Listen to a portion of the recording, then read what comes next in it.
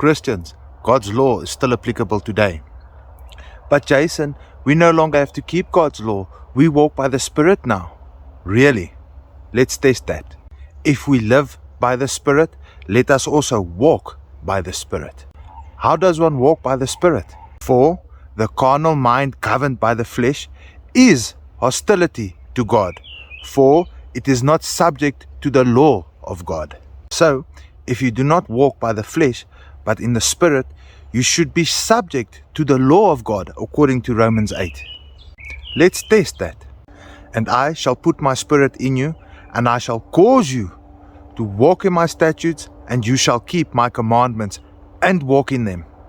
And I will give you a new heart of flesh, that they shall walk in my statutes and keep my commandments and do them. Is it not strange to you to see certain people that claim to walk in the Spirit now kicking against God's law?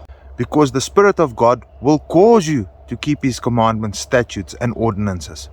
Why is this happening?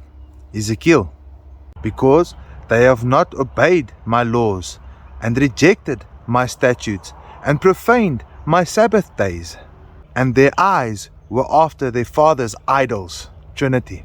So I have given them statutes that are not good, and judgment whereby they shall die. Do you see that the rejection of following God's laws will be the result of following the wrong laws? Laws of which the end is death. Test me on this. Everyone that rejects God's laws will follow the wrong laws.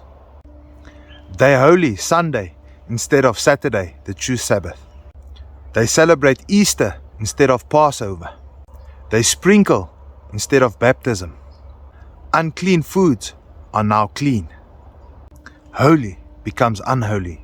Yahweh becomes Lord. Yeshua becomes Jesus. God's laws are now a yoke, and there are no longer one God, but three, Trinity. All of this, while God teaches us when we reject His law, it will lead to false laws and death. All of a sudden, everything is justified by this false concept of freedom. For you are called to freedom, my brothers, but do not use this opportunity of freedom to indulge in the flesh. Remember Romans 8?